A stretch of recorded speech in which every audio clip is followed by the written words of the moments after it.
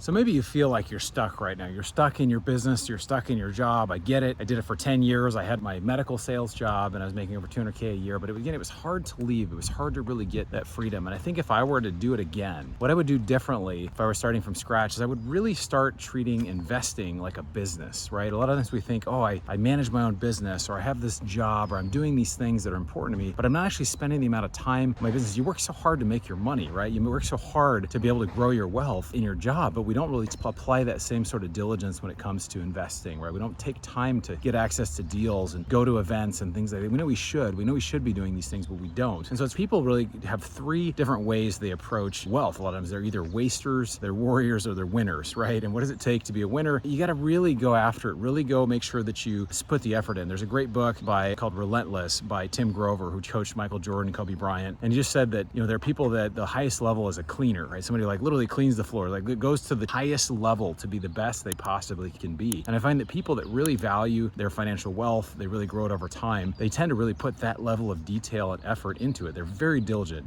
background checks, looking at deals, going on investor trips, asking questions, looking at all the things that couldn't go wrong, being very conservative, especially when things are going well, right? What are things we could do better? So another thing that a lot of what I would do differently if I was starting from scratch is just really have that idea of investing first. The classic book, The Richest Man in Babylon, says, pay yourself first, right? What does that mean to pay yourself first? What it really means is to set aside money, right? And even Robert Kiyosaki says this as well. He says that the middle class live on what they make and then they invest what's left over. But the wealthy, they do it the opposite, right? They'll invest first and they'll live on what's left over after that. So you catch that subtle, it's very subtle, but it's very real, right? Saying how much can I possibly invest and then live off a little bit afterwards. That's really the equation that really allows people to become more wealthy. So treat it like a business, really put your excellence into it. I think that's the first and biggest thing to do. The next thing really that I would do if I was starting over is, I didn't really start building a brand until 5, 6, 7 years ago. And your brand is not that you have to have a big channel. You've got to be Grant Cardone. You've got to be Kobe Bryant. You've got to be one of these big brands people know. It's just basically how do you show up, right? If you show up and you're known as a person of value, you're known as someone who, whenever you're in the room, people want to be around you. They want to be someone who listens to you and helps you, or you just known as somebody who helps people. That's a great brand to have, right? So the brand really is, when you can create that and then you try to start to grow and scale that you're known for that, right? We've been able to raise over $50 million from retail investors because not that we've done things perfectly. We've definitely had deals that have not gone well. We've learned a lot along the way, but we want to be very transparent in our communication with investors. We want to continue to pursue greatness. We've had some home runs, things that have gone really well, but I think people really value when you show up and you're authentic. And so that's part of my brand that I've created, that I want to do that with investors. And then, the last thing I'll say about this is replace your earned income with passive income, right? Replace your working income with passive income.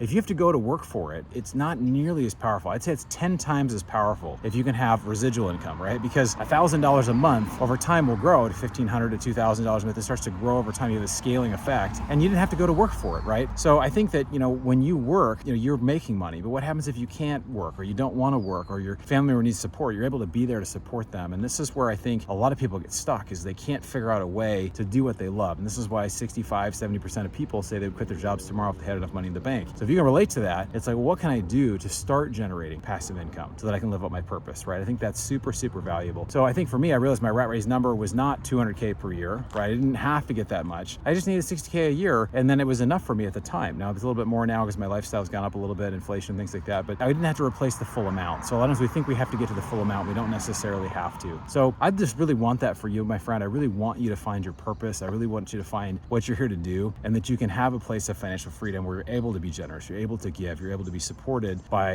your investments, right? So that's something that's absolutely possible for you. You may think, hey, I don't know if it's possible for me, but it says 86% of millionaires are self-made. 2019 Fidelity Investment Study. Absolutely possible for you. Would love that for you. And then it comes back to this quote that Warren Buffett said, unless you learn how to make money while you sleep, you will work until you die, right? Unless you learn how to make money, unless your money learns how to make money for you while you sleep, you're just going to keep working until the day you die. Now, ironically, Warren Buffett is 94. He's just talking about retirement. And I think that's great, right? He's doing what he loves. So if you haven't joined our investment club, I highly encourage you to join it. You can check the link below or go to bronsonequity.com. We'll start a relationship with you, get you on the road to financial freedom. But please share this video with anybody you think that is stuck in their job, they're not enjoying it, and they want to find a way to start the conversation to develop passive income.